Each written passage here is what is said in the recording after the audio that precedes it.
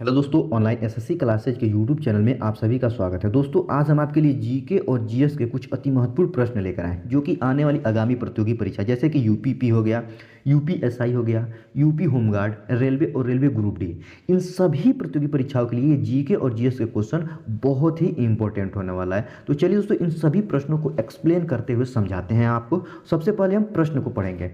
पहला प्रश्न कह रहा है कि कंप्यूटर में जो डाटा का स्टोरेज होता है, भंडारण, वो किस रूप में होता है। मतलब कि कंप्यूटर में डाटा का किस रूप में भंडारण होता है। तो देखिए क्या है दोस्तों, यहाँ पे ऑप्शन ए में ऑक्टल दिया है, बी में हेक्साडेसिमल, सी में डेसिमल और डी में दिया है बाइनरी। तो हमारा कंप्यूटर में जो डाटा का भंडारण होता है वो बाइनरी रूप में होता है। अब समझिए दोस्तों, ये बाइनरी होता क्या है। मतलब हमारा ऑप्शन डी सही हो जाएगा, बाइनरी। ठीक, अब बाइनरी होता क्या है, तो बाइनरी में टोटल 2 अंक होते हैं। क्या होते हैं दोस्तों, टोटल 2 अंक होते हैं। कौन कौन, एक होता है 0 और एक होता है 1। यही दो दोस्तों 2 अंक है, 0 और 1, इसी को क्या कहा जाता है, बाइनरी अंक कहा जाता है। और इसी को डिजिटल अंक भी कहते हैं। 0 और 1 को बाइनरी नंबर कहा जाता है।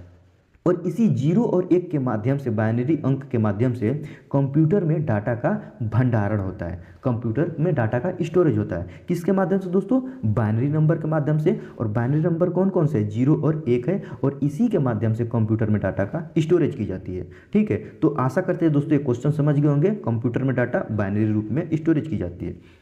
अगला क्वेश्चन देखेंगे कि दूसरा क्वेश्चन क्या कह रहा है। कह रहा है कि संविधान के किस अनुच्छेद के प्रावधानों के अंतर्गत भारत सरकार ने भारत रत्न और पद्मश्री को प्रारंभ किया। तो देखिए हमारे भारतीय संविधान में दोस्तों बहुत से अनुच्छेद दिए गए हैं, प्रावधान दिए गए। उसी में से दोस्तों यहाँ पे ऑप्शन में 4 क्या दिया है, प्रावधान दिया है। और कह रहा है इस चारों प्रावधानों में से किस प्रावधान के अंतर्गत, किस प्रावधान के अंदर भारत सरकार ने भारत रत्न और पद्मश्री को प्रारंभ करने के लिए जोड़ा। तो देखिए हमारे भारतीय संविधान के दोस्तों जो अनुच्छेद 18 है, क्या है दोस्तों, अनुच्छेद 18, इसी अनुच्छेद 18 में क्या किया, संशोधन करके हमारे भारत सरकार ने अनुच्छेद 18 है और इसमें क्या किया, 18 परंतु 1 क्या किया, जोड़ा। और इसमें 18 परंतु 1 में जोड़कर भारत सरकार ने भारत रत्न और पद्मश्री को क्या किया, पुरस्कार को प्रारंभ किया। किस में, भारतीय संविधान में सबसे पहले से दोस्तों अनुच्छेद 18 मौजूद था। और उसी के प्रावधानों के अंदर क्या किया, अंतर्गत अनुच्छेद 18 परंतु 1 में क्या किया, भारत रत्न और पद्मश्री रत्न को जोड़कर दोस्तों, पुरस्कार को जोड़कर प्रारंभ किया। तो किस में दोस्तों हो जाएगा, हमारा ऑप्शन डी सही हो जाएगा। अनुच्छेद 18 के अंतर्गत भारत सरकार ने भारत रत्न और पद्मश्री पुरस्कार को देने के लिए प्रारंभ किया। तीसरा क्वेश्चन को दोस्तों ध्यान से पढ़ेंगे। तीसरा क्वेश्चन क्या कह रहा है कि भारत में कृषि आयकर लगाया जा सकता है। ठीक, ऑप्शन ए में दिया है स्थानीय सरकार द्वारा, बी में दिया है दोस्तों राज्य सरकार द्वारा। तो हमारा ऑप्शन दोस्तों यहाँ पे क्या दिया है, बी, यही सही हो जाएगा। राज्य सरकार के द्वारा भारत में कृषि आयकर लगाया जा सकता है। क्यों लगाया जा सकता है, तो ये देखिए दोस्तों हमारे भारतीय संविधान में 7वां जो अनुसूची है, इस 7वां अनुसूची में 3 सूचियाँ दी गई। एक दिया है राज्य सूची, दूसरा दिया है संघ सूची और तीसरा क्या है, समवर्ती सूची। तो हमारे भारत में दोस्तों जो कृषि आयकर है, ये जो कृषि आयकर है ये राज्य सूची के विषय वस्तु है। क्या है, राज्य सूची का विषय वस्तु है। इसीलिए हमारे भारत में जब कृषि आय लगाएगा तो सिर्फ राज्य सरकार के द्वारा ही लगाया जा सकता है। तो ऑप्शन बी हमारा सही हो जाएगा। अगला देखेंगे कि चौथा क्वेश्चन क्या कह रहा है। चौथा क्वेश्चन कह रहा है कि निम्नलिखित में से कौन सा एक द्रव्यता अनुपात है। द्रव्यता अनुपात मतलब कि दोस्तों देखिए, द्रव्यता अनुपात जो है दोस्तों, मतलब देयतक अनुपात भी कहते हैं और उसे कुल चालू संपत्ति अनुपात भी कहते हैं। तो हमारा ऑप्शन ए में दिया है दोस्तों पूंजी पर रिटर्न, बी दिया है चालू अनुपात। तो हमारा द्रव्यता अनुपात जो होगा वो ऑप्शन बी में चालू अनुपात दिया है, यही सही हो जाएगा। चलिए अगला देखेंगे कि हमारा अगला 5वां क्वेश्चन क्या कह रहा है, जो कि बहुत ही इंपॉर्टेंट क्वेश्चन है। 5वां क्वेश्चन कह रहा है कि भारतीय संविधान के अंतर्गत निम्नलिखित में से कौन सा एक मौलिक कर्तव्य नहीं है।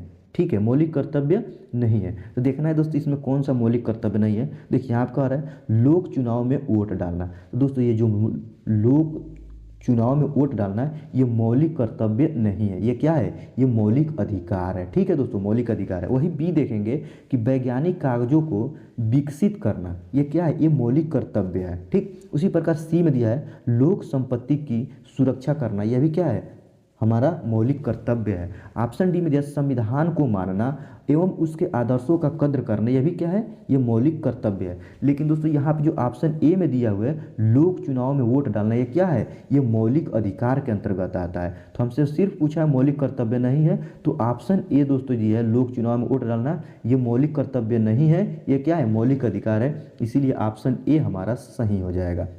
चलिए अगला देखेंगे कि छठवां क्वेश्चन क्या कह रहा है। अगला क्वेश्चन को ध्यान से पढ़ेंगे। क्वेश्चन कह रहा है कि निम्नलिखित में से किस क्रांति ने तिलहनों के उत्पादन में वृद्धि उत्पन्न की, मतलब कौन सा क्रांति थी जो कि तिलहनों में के उत्पादन में वृद्धि उत्पन्न की। तो देखिए सबसे पहले ऑप्शन ए में देखेंगे। ऑप्शन ए में क्या है दोस्तों, हरित क्रांति। हरित क्रांति क्या है दोस्तों, ये हरित क्रांति जो है ये खाद्यान्न उत्पादन में वृद्धि से संबंधित है, खाद्यान्न उत्पादन में वृद्धि से संबंधित है। ऑप्शन बी में क्या दिया दोस्तों, श्वेत क्रांति। श्वेत जो क्रांति है ये दूध उत्पादन में वृद्धि से संबंधित है, ये दूध उत्पादन। ऑप्शन सी में दिया दोस्तों स्वर्ण क्रांति। स्वर्ण क्रांति जो दोस्तों ये बागवानी में वृद्धि से संबंधित है, ठीक। और यहाँ पे ऑप्शन डी में दिया दोस्तों पीली क्रांति। ये जो पीली क्रांति है यही क्या है, तिलहनों के उत्पादन में वृद्धि की क्रांति है। इसीलिए ऑप्शन हमारा डी जो होगा दोस्तों ये पीली क्रांति सही हो जाएगा। ये पीली क्रांति जो है वो क्या है, ये तिलहन के उत्पादन से संबंधित है, तो ऑप्शन डी हमारा सही हो जाएगा। अगला देखेंगे कि सातवां क्वेश्चन क्या कह रहा है। सातवां क्वेश्चन कह रहा है कि कौन सा भोजन तुरंत शक्ति प्रदान करता है, ठीक। ऑप्शन ए में दिया दोस्तों प्रोटीन, बी में दिया दोस्तों मक्खन, सी में दिया है विटामिन और डी में दिया दोस्तों ग्लूकोज। देखिए जो ग्लूकोज है दोस्तों यही हमारा भोजन में तुरंत शक्ति प्रदान करता है। ये जो ग्लूकोज है दोस्तों तुरंत शक्ति प्रदान करता है। क्यों, क्योंकि इस ग्लूकोज में दोस्तों कार्बोहाइड्रेट होता है और कार्बोहाइड्रेट के होने के कारण हमें तुरंत शक्ति प्रदान करती है। और ये जो ग्लूकोज का दोस्तों स्वाद होता है वो कैसा होता है, मीठा स्वाद होता है। और ग्लूकोज का सूत्र क्या होता है दोस्तों, C6H12 और O6, क्या है दोस्तों, O6। ये क्या है, ये ग्लूकोज का सूत्र है। और हमारा जो ग्लूकोज है दोस्तों ये भोजन के अंतर्गत आता है और ग्लूकोज को खाने से तुरंत हमें शक्ति प्रदान होती है, ठीक है। तो ऑप्शन डी हमारा सही हो जाएगा, भोजन को खाने से तुरंत हमें शक्ति प्रदान होती है। अगला देखेंगे कि आठवां क्वेश्चन क्या कह रहा है, जो कि बहुत ही महत्वपूर्ण क्वेश्चन है दोस्तों। ये सभी प्रश्न जीके और जीएस के क्वेश्चन बहुत ही इंपॉर्टेंट प्रश्न होने वाला है। आठवां क्वेश्चन कह रहा है कि सोलर बी सूर्य का अध्ययन करने वाला सैटेलाइट निम्न में से किस देश ने लॉन्च किया। देखिए ऑप्शन ए में दिया दोस्तों जापान, तो हमारा ऑप्शन ए ही सही हो जाएगा, जापान। जापान क्या है दोस्तों कि यहाँ पे सोलर बी नामक, जिसे सोलस्वी बी भी कहा जाता है, सोलर बी या सोलस्वी बी नामक क्या है, सैटेलाइट है। इस सैटेलाइट क्या है दोस्तों, ये सूर्य का अध्ययन करने वाला सैटेलाइट है। और इस सूर्य का अध्ययन करने वाला सैटेलाइट जो दोस्तों 2006 में जापान ने लॉन्च किया था। कब, 2006 में जापान ने सोलस्वी बी नामक सूर्य का अध्ययन करने वाला सैटेलाइट लॉन्च किया था। कौन, जापान ने लॉन्च किया था। तो आशा करते हैं ये भी आप समझ गए होंगे। चलिए अगला क्वेश्चन देखेंगे। अगला क्वेश्चन क्या कह रहा है दोस्तों, यहाँ पे हमको देखना है कि काल क्रम को दोस्तों दर्शाना है। देखिए यहाँ पे क्वेश्चन कह रहा है कि काल क्रमानुसार सही क्रम क्या है। पहला दिया है दोस्तों शेर शाह सूरी, दूसरा दिया है अकबर और तीसरा दिया दोस्तों अलाउद्दीन खिलजी और चौथा दिया दोस्तों इल्तुतमिश। तो देखिए सबसे पहले इसमें कौन सा होगा, देखिए सबसे पहले इसमें एक नंबर पे कौन सा होगा दोस्तों, यहाँ पे एक नंबर पे कौन सा होगा, इल्तुतमिश होगा। क्यों, क्योंकि जो इल्तुतमिश का जो दोस्तों समय काल है कितना है, वो 1211 से लेकर हमारा 1236 ईस्वी तक कौन रहता है, इल्तुतमिश रहता है। सबसे पहले क्या हो जाएगा, एक, ये चौथे नंबर पे हम यहाँ पे 4 लिखते हैं, सबसे पहले 4 लिखते हैं। अब आगे देखेंगे इसके बाद कौन आता है, इसके बाद दोस्तों आता है अलाउद्दीन खिलजी। ये अलाउद्दीन खिलजी आता है। अलाउद्दीन खिलजी का दोस्तों काल कितना है, अलाउद्दीन जो खिलजी है इसका काल दोस्तों 1296 से लेकर कितना है 1316 ईस्वी तक इसका समय काल है। इसका मतलब तीसरे नंबर पे कौन आ रहा है, दूसरे नंबर पे दोस्तों ये अलाउद्दीन खिलजी आ रहा है। और अलाउद्दीन खिलजी का नंबर यहाँ पे क्या है, 3 है, तो हम यहाँ पे 3 लिख देते हैं, ठीक। अब आगे देखेंगे, अब अलाउद्दीन खिलजी के बाद कौन शासक आता है, तो अलाउद्दीन खिलजी के बाद दोस्तों आता है शेर शाह सूरी आता है। और शेर शाह सूरी का दोस्तों कितना है, शासनकाल कितना है, 1540 से 1545, कितना 1540 से दोस्तों 1545 तक किसका रहता है, शेर शाह सूरी का काल रहता है, ठीक। तो ये कितने तीसरे नंबर पे आ जाएगा और तीसरा नंबर पे इसका नंबर कितना है, 1, तो यहाँ पे हम लिख देंगे 1 लिख लेंगे। अब इसके बाद दोस्तों कौन आएगा, चौथा नंबर बचा है अकबर। और अकबर का काल कितना होता है दोस्तों 1556 से लेकर 1556 से लेकर 1605 तक रहता है। किसका? अकबर का काल, शासन काल। तो ये अकबर कितने नंबर पे आ रहा है दोस्तों? चौथे नंबर पे, और इसका यहाँ पे नंबरिंग कितना है? 2। तो यहाँ पे हम 2 लिखेंगे। अब देखेंगे ये वाला जो दोस्तों हमारा क्रम मिला है किस ऑप्शन में दिया है, तो ऑप्शन बी में देखिए दोस्तों, ये वाला जो क्रम है सेम हमको वो मिल रहा है जो ये वाला है। देखिए चौथा नंबर यहाँ पे, तीसरा यहाँ पे भी तीसरा, 1 और यहाँ पे 1 और 2 यहाँ पे, यहाँ पे भी 2। तो हमारा ऑप्शन बी जो होगा ये सही हो जाएगा, यही काल क्रम जो है ये सही है। चलिए अगला देखेंगे कि 10वां क्वेश्चन क्या कह रहा है। ये सभी क्वेश्चन बहुत ही महत्वपूर्ण क्वेश्चन है दोस्तों, ठीक है दोस्तों। चलिए अगला क्वेश्चन 10वां पढ़ेंगे। कह रहा है कि निम्न में से कौन सा संत शिवाजी के समकालीन थे। देखिए तो ऑप्शन में बी में दिया दोस्तों तुकाराम, बी में दिया दोस्तों, ए में दिया है तुकाराम, बी में चैतन्य, सी में नामदेव और डी में शंकराचार्य। तो हमारा ऑप्शन ए दिया दोस्तों तुकाराम, यही सही हो जाएगा। ये तुकाराम जो संत था यही दोस्तों शिवाजी के समकालीन थे, ठीक है। तो ऑप्शन ए तुकाराम सही हो जाएगा। चलिए अगला देखेंगे कि हमारा 11वां क्वेश्चन क्या कह रहा है। 11वां क्वेश्चन कह रहा है कि बंगाल के प्रथम गवर्नर जनरल कौन थे। बंगाल का प्रथम गवर्नर जनरल कौन था। तो ऑप्शन बी में दिया दोस्तों यहाँ पे लॉर्ड वारेन हेस्टिंग। ये लॉर्ड वारेन हेस्टिंग जो है यही बंगाल का प्रथम गवर्नर जनरल बना। क्यों? क्योंकि दोस्तों 1774 में प्लासी का युद्ध हुआ तो बंगाल में संपूर्ण दोस्तों ब्रिटिश शासन स्थापित हुआ, संपूर्ण ब्रिटिश शासन स्थापित हुआ।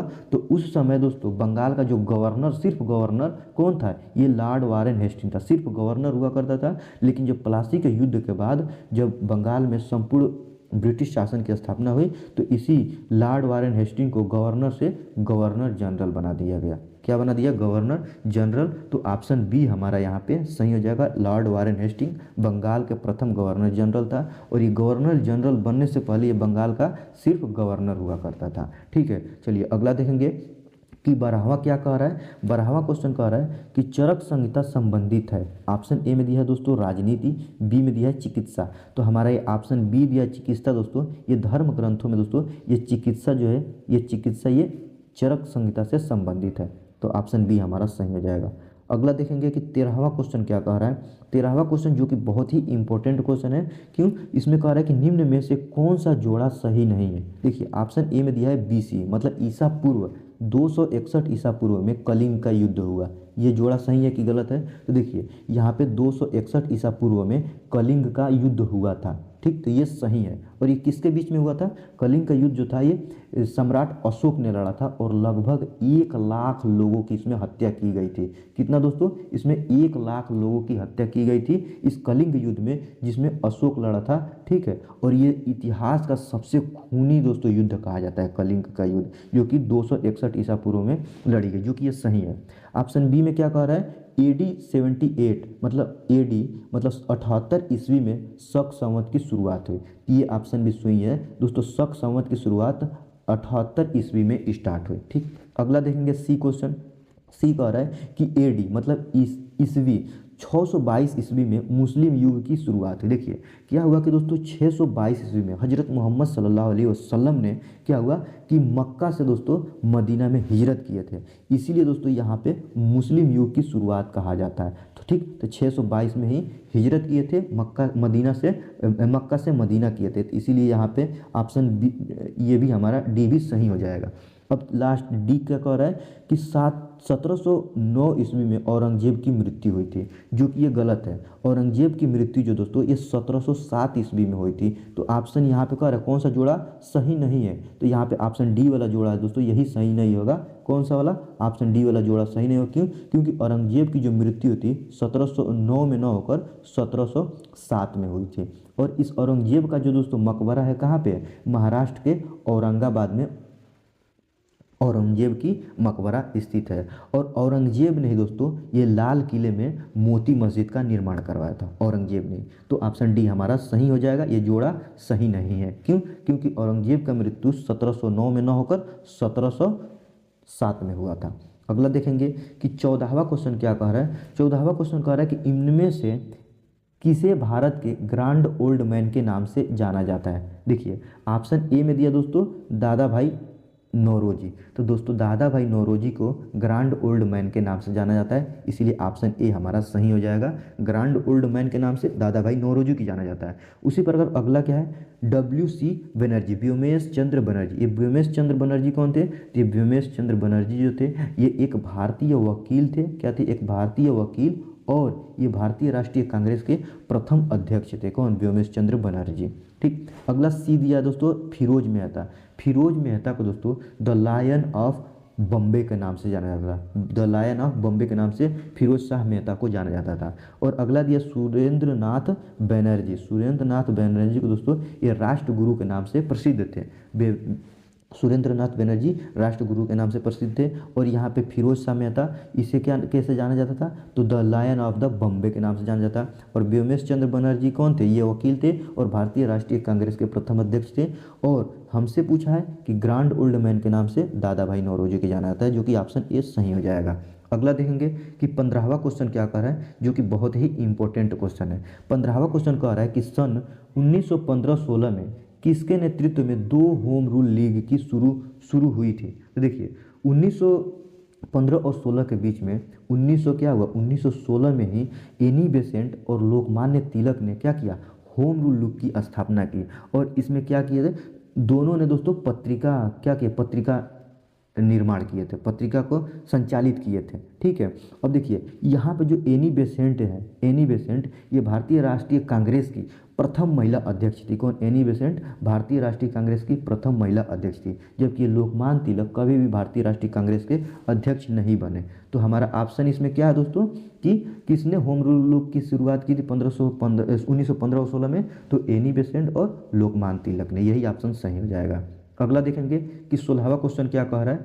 16वां क्वेश्चन बहुत ही इंपॉर्टेंट है। कह रहा है कि करो या मरो का नारा किसने दिया था, करो या मरो का नारा किसने दिया था। ऑप्शन ए दिया सरदार पटेल, दूसरा दिया है दोस्तों जवाहरलाल नेहरू, तीसरा सुभाष चंद्र बोस, और चौथा दिया है महात्मा गांधी, जो कि यही हमारा सही हो जाएगा। महात्मा गांधी ने दोस्तों क्या हुआ कि ग्वालियर टैंक मैदान में एक सभा को संबोधित करते हुए महात्मा गांधी ने करो या मरो का नारा दिया था। और इस ग्वालियर टैंक मैदान को आज अगस्त क्रांति मैदान के नाम से जाना जाता है। ठीक है, तो करो या मरो का नारा किसने दिया था, महात्मा गांधी जी ने दिए थे।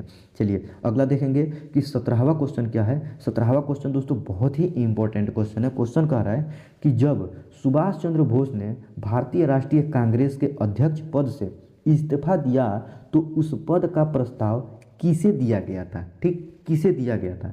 ऑप्शन ए में दिया है दोस्तों जवाहरलाल नेहरू, बी में दिया दोस्तों पट्टाभी सीतारामैया, और सी में दिया है डॉक्टर राजेंद्र प्रसाद। तो हमारा आंसर क्या आ जाएगा दोस्तों, ऑप्शन सी हमारा हो जाएगा डॉक्टर राजेंद्र प्रसाद। अब दोस्तों इसको समझिए कि ये सुभाष चंद्र बोस ने भारतीय राष्ट्रीय कांग्रेस पद से इस्तीफा क्यों दिए। तो क्या हुआ दोस्तों कि हमारा 1939 ईस्वी में क्या हुआ, 1939 ईस्वी में भारतीय राष्ट्रीय कांग्रेस के अध्यक्ष पद के लिए दोस्तों के लिए अध्यक्ष चुनना था। तो उसमें क्या हुआ दोस्तों, जो भारतीय राष्ट्रीय कांग्रेस में कुछ मतभेद उत्पन्न हो गया, जिसके कारण दोस्तों चुनाव किया गया। सुभाष चंद्र बोस और पट्टाभी सीतारामैया के बीच चुनाव किया गया। और इस चुनाव में सुभाष चंद्र बोस ने क्या किया, जीत गए। सुभाष चंद्र बोस क्या कहे, जीत गए। और सुभाष चंद्र बोस ने भारतीय राष्ट्रीय कांग्रेस के अध्यक्ष पद के क्या बने, भारतीय राष्ट्रीय कांग्रेस के अध्यक्ष बने। ठीक, जब अध्यक्ष बन गए तो सुभाष चंद्र बोस ने इस्तीफा क्यों दिया, क्यों, सुभाष चंद्र बोस ने कुछ भारतीय राष्ट्रीय कांग्रेस के कुछ कार्यकर्ता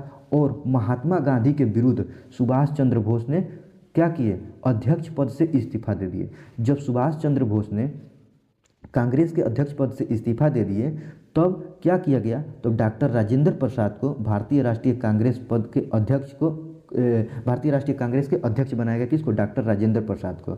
ठीक, और इसी घटना को दोस्तों त्रिपुरी संकट के नाम से जाना जाता है। किस घटना को दोस्तों, जब सुभाष चंद्र बोस ने कांग्रेस के अध्यक्ष पद से इस्तीफा दे दिए तो उसके बाद डॉक्टर राजेंद्र प्रसाद को कांग्रेस का अध्यक्ष बनाया गया और इस घटना को त्रिपुरी संकट के नाम से जाना जाता है। ठीक है, चलिए अगला क्वेश्चन दोस्तों 18वां क्वेश्चन को ध्यान से पढ़ेंगे। क्वेश्चन कह रहा है कि सलालपन बिजली परियोजना किस नदी पर स्थित है। ऑप्शन देखेंगे, ए में दिया दोस्तों झेलम नदी, बी में दिया है चिनाब नदी। तो हमारा सलाल पनबिजली परियोजना जो है वो चिनाब नदी पर स्थित है। अब सवाल ये उठता है दोस्तों, ये चिनाब नदी है कहाँ? तो ये जो चिनाब नदी है दोस्तों, ये कहाँ पर स्थित है? ये जम्मू में, जम्मू कश्मीर में चिनाब नदी है और उसी चिनाब नदी पर सलाल पनबिजली परियोजना स्थित है। और ये सलाल पनबिजली परियोजना कब स्थापित की गई थी? तो दोस्तों भारत पाकिस्तान के बीच दोस्तों जब 1978 में, कब? 1978 में जब जल संधि समझौता हुआ, उसी सिंधु जल संधि समझौते के अंतर्गत दोस्तों सलाल पनबिजली परियोजना चिनाब नदी पर स्थापित की गई थी। और ये भारत की पहली पनबिजली परियोजना है, भारत की पहली पनबिजली परियोजना है जो कि चिनाब नदी पर स्थित है, जो कि सलाल पनबिजली परियोजना के नाम से जानी जाती है। तो ऑप्शन बी हमारा सही हो जाएगा। अगला देखेंगे कि दूसरा क्वेश्चन, अगला 19वां क्वेश्चन क्या कह रहा है कि बिसंत विश्वत होता है। ऑप्शन ए में दिया दोस्तों 21 मार्च को। तो हमारा यही 21 मार्च को ही सही हो जाएगा, क्योंकि 21 मार्च को यह बसंत विश्वत होता है। अब सवाल ये उठता है दोस्तों, 21 मार्च को बसंत विश्वत क्यों कहा जाता है? क्योंकि दोस्तों 21 मार्च के दिन दोस्तों हमारा क्या होता है, हमारा विश्वत रेखा पर सूर्य की जो दोस्तों किरणें होती है, सूर्य की किरणें विश्वत रेखा पर एकदम लंबवत पड़ती है। कब? 21 मार्च को हमारा जो सूर्य की जो किरणें होती है वो विश्वत जो रेखा है हमारा उस पर एकदम लंबवत पड़ती है। और दिन और रात की जो दोस्तों समय अवधि होती है वो एकदम बराबर होती है, दिन और रात की समय अवधि बराबर होती है, जिसे दोस्तों बसंत विश्वत कहा जाता है। और वो बसंत विश्वत 21 मार्च को कहा जाता है। ठीक, अब सवाल ये उठता है दोस्तों कि यहाँ पे जो 23 दिसंबर है दोस्तों, 23 सितंबर को भी क्या होता है, 23 सितंबर को भी हमारा जो सूर्य की जो किरणें होती है वो विश्वत रेखा पर एकदम लंबवत पड़ती है। ठीक, और 23 सितंबर को भी दिन और रात एकदम बराबर होती है, दिन और रात की जो समय अवधि एकदम बराबर होती है और विश्वत रेखा पर सूर्य की किरण एकदम लंबवत पड़ती है। तो 23 सितंबर को हम यहाँ पे बसंत विश्वत क्यों नहीं कहते हैं? तो देखिए, जो 21 मार्च को दोस्तों सूर्य की किरणें विश्वत रेखा पर लंबवत पड़ती है, 21 मार्च को उसे बसंत विश्वत कहते हैं। और जो 23 सितंबर को दोस्तों सूर्य की किरणें जब विश्वत रेखा पर लंबवत पड़ती है तो उसे हम क्या कहते हैं? शरद विश्वत कहते हैं। 23 सितंबर को शरद विश्वत और 21 मार्च को दोस्तों बसंत विश्वत। ठीक है, तो हमसे पूछा है दोस्तों बसंत विश्वत विश्वत पूछेगा तो 21 मार्च हो जाएगा, वही अगर शरद विश्वत पूछे तो 23 सितंबर हो जाएगा। चलिए अगला देखेंगे कि 20वां क्वेश्चन क्या कह रहा है, जो कि बहुत ही महत्वपूर्ण क्वेश्चन है। 20वां क्वेश्चन कह रहा है कि राजस्थान में खेतड़ी परियोजना किसके उत्पादन के लिए प्रसिद्ध है? ऑप्शन ए में दिया है दोस्तों जास्ता, बी में इस्पात और सी में दिया है तांबा। तो दोस्तों जो राजस्थान में जो खेतड़ी परियोजना है, खेतड़ी परियोजना वो तांबा के उत्पादन से संबंधित है। और ये खेतड़ी परियोजना कहाँ पर स्थित है? खेतड़ी परियोजना दोस्तों ये राजस्थान के झुंझुनू जिले में स्थित है। राजस्थान में झुंझुनू जिला है और उसी झुंझुनू जिले में दोस्तों खेतड़ी परियोजना है। और ये खेतड़ी परियोजना का है तांबा के उत्पादन से संबंधित है। चलिए अगला देखेंगे कि 21वां क्वेश्चन क्या कह रहा है, जो कि बहुत ही इंपॉर्टेंट क्वेश्चन ये भी होने वाला है। क्वेश्चन कह रहा है कि भारत के संविधान में जन स्वास्थ्य एवं स्वच्छता किसमें शामिल है? मतलब भारत के संविधान में जन स्वास्थ्य एवं स्वच्छता किसमें शामिल है? तो देखिए ऑप्शन ए में दोस्तों राज्य सूची, बी में दिया समवर्ती सूची और बी में समवर्ती, सी में संघ सूची और यहाँ पे डी में दिया दोस्तों इनमें से कोई नहीं। तो दोस्तों हम आपसे एक पीछे वाले क्वेश्चन में बताए हैं कि हमारे भारतीय संविधान में दोस्तों 7वां जो अनुसूची है उस 7वें अनुसूची में 3 सूचियाँ दी गई है। कौन? एक राज्य सूची, उसके बाद दूसरा क्या दोस्तों संघ सूची और तीसरा जो है क्या है समवर्ती सूची। देखिए राज्य सूची के अंदर ये होता है कि राज्य के अंतर्गत जितने भी विषय वस्तु आती है वो सिर्फ विषय वस्तु वो राज्य सूची के अंतर्गत आती है। ठीक, ये संघ सूची है, संघ सूची के अंतर्गत दोस्तों वे विषय वस्तु आती है जो दोस्तों सिर्फ संघ के, जैसे कि राष्ट्रीय सुरक्षा हो गया, हमारी आर्मी हो गई, हमारे स्वास्थ्य, हमारी क्या हो गया विदेश मंत्रालय हो गया, हमारे गृह मंत्रालय हो गया, ये सभी क्या है ये संघ सूची के अंतर्गत आता है। और तीसरा है समवर्ती सूची। समवर्ती सूची के अंतर्गत दोस्तों यहाँ पे राज्य विषय और राज्य के विषय वस्तु और संघ के विषय वस्तु दोनों शामिल होती है। ठीक, लेकिन हमारे यहाँ पे जन स्वास्थ्य एवं स्वच्छता जो है दोस्तों वो राज्य सूची के दोस्तों विषय वस्तु है। क्या है? राज्य सूची के विषय वस्तु है, इसीलिए दोस्तों जन स्वास्थ्य एवं स्वच्छता जो है क्या है ये राज्य सूची में आएगी। ऑप्शन ए हमारा सही हो जाएगा। आशा करते हैं दोस्तों ये क्वेश्चन भी आप समझे होंगे। चलिए अगला देखेंगे कि 22वां क्वेश्चन क्या कह रहा है, जो कि यह भी क्वेश्चन बहुत ही इंपॉर्टेंट क्वेश्चन है। क्वेश्चन कह रहा है कि भारत में पंचायती राज्य व्यवस्था इसके अंतर्गत रखी गई है। पंचायती राज्य व्यवस्था किसके अंतर्गत रखी गई है? तो देखिए ऑप्शन ए में दिया दोस्तों मूल अधिकार, बी में दिया है मौलिक कर्तव्य, सी में दिया दोस्तों राज्य के नीति निर्देशक तत्व। अब देखिए हमारा इसमें सही कौन सा होगा? राज्य के नीति निर्देशक तत्व के अंतर्गत तो पंचायती राज्य व्यवस्था रखी गई। अब इसको समझिए दोस्तों कैसे रखी गई है। तो हमारे भारतीय संविधान के दोस्तों जो भाग 4 है, और भाग 4 में कितने अनुच्छेद आते हैं? तो भाग 4 में दोस्तों 36 से लेकर 51 तक, कितने? 36 से लेकर अनुच्छेद, यहाँ पे क्या है? आर्टिकल है। आर्टिकल 36 से लेकर 51 के बीच में दोस्तों जितने भी विषय वस्तु आती है वो सभी राज्य के नीति निर्देशक तत्व के अंतर्गत आती है। ठीक, अब देखिए अब इसी राज्य के नीति निर्देशक तत्व के अंतर्गत पंचायती राज्य व्यवस्था आता है, और ये जो पंचायती राज्य व्यवस्था है ये आर्टिकल मतलब अनुच्छेद 40 के अंतर्गत आता है। और ये देखिए दोस्तों अनुच्छेद जो 40 है वो 36 और 51 के बीच दिया गया है, इसीलिए हम कहेंगे कि जो पंचायती राज्य व्यवस्था है वो क्या है? राज्य के नीति निर्देशक तत्व के अंतर्गत आती है। ऑप्शन सी हमारा सही हो जाएगा। अगला देखेंगे कि हमारा 23 क्वेश्चन क्या कह रहा है? 23वां क्वेश्चन कह रहा है कि शिक्षा का अधिकार एक मौलिक अधिकार है जो कि संबंधित है। देखिए अब क्या है दोस्तों, हमारा जो शिक्षा का अधिकार एक मौलिक अधिकार, ये कब घोषित किया गया, कैसे घोषित किया गया? तो समझिए क्या हुआ कि सन 2002 में दोस्तों, सन 2002 में जब हमारे भारतीय संविधान के दोस्तों 86वें संविधान संशोधन हुआ, तो उस 86वें संविधान संशोधन में शिक्षा के अधिकार को मौलिक अधिकार के अंतर्गत क्या किया गया? सम्मिलित कर दिया गया। और ये किस अनुच्छेद में दोस्तों शामिल किया गया? तो देखिए ये जब 86वें संविधान संशोधन किया गया सन 2002 में, तो उसमें क्या किया? अनुच्छेद 21 में दोस्तों 21 परंतु 1, यहाँ पे देखिए 21 ए दिया है, इसी में क्या किया गया कि शिक्षा के अधिकार को मौलिक अधिकार के अंतर्गत जोड़ दिया गया। और इस शिक्षा के अधिकार के अंतर्गत क्या प्रावधान रखे गए, क्या इसमें विषय रखे गए? तो इसमें विषय ये था कि जो हमारे भारत में दोस्तों 6 वर्ष से लेकर 14 वर्ष के बच्चों का जो दोस्तों शिक्षा है वो मौलिक अधिकार के अंतर्गत आएगा। ठीक, इन 6 से लेकर 14 वर्ष के बच्चों की जो शिक्षा की जो व्यवस्था होगी वो राज्य सरकार की जिम्मेदारी है, वो करेगी। और इसी के दोस्तों इसी मतलब मौलिक अधिकार के अंतर्गत जब सन 2002 में 86वें संविधान संशोधन हुआ, इसी के अंतर्गत सर्व शिक्षा अभियान को चलाया गया। ठीक, क्या किया गया? सर्व शिक्षा अभियान को चलाया गया। देखिए तो यहाँ पे क्या है? शिक्षा का हमारा अधिकार, मौलिक अधिकार कहाँ पे शामिल किया गया? तो भारतीय संविधान के अनुच्छेद 21 परंतु ए में शामिल किया गया है। चलिए अगला देखेंगे कि हमारा 24वां क्वेश्चन क्या कह रहा है। 24वां क्वेश्चन कह रहा है कि निम्न में से किसने संविधान सभा में उद्देशिका प्रस्ताव रखा? देखिए हमारे भारतीय संविधान का प्रथम जो संविधान सभा की बैठक हुई, भारतीय संविधान की प्रथम संविधान सभा की बैठक कब हुई? तो 9 दिसंबर का मतलब 9 दिसंबर 1946 को हमारा पहला दोस्तों संविधान सभा का क्या हुआ? बैठक हुआ। ठीक, और दूसरा संविधान सभा का बैठक 13 दिसंबर 1946 को हमारा दूसरा संविधान सभा की बैठक हुई।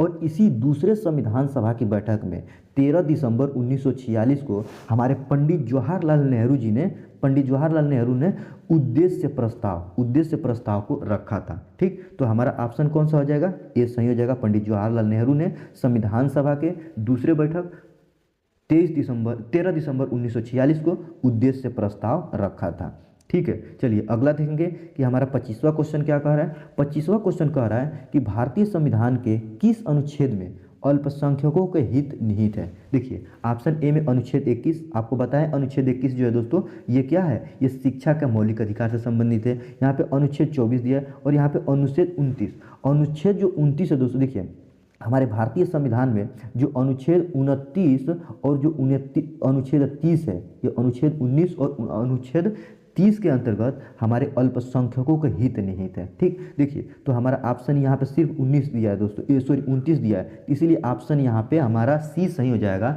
भारतीय संविधान के अनुच्छेद 29 में अल्पसंख्यकों के अधिकार निहित है। ठीक है, तो ऑप्शन सी सही हो जाएगा, आर्टिकल 29, अनुच्छेद 29।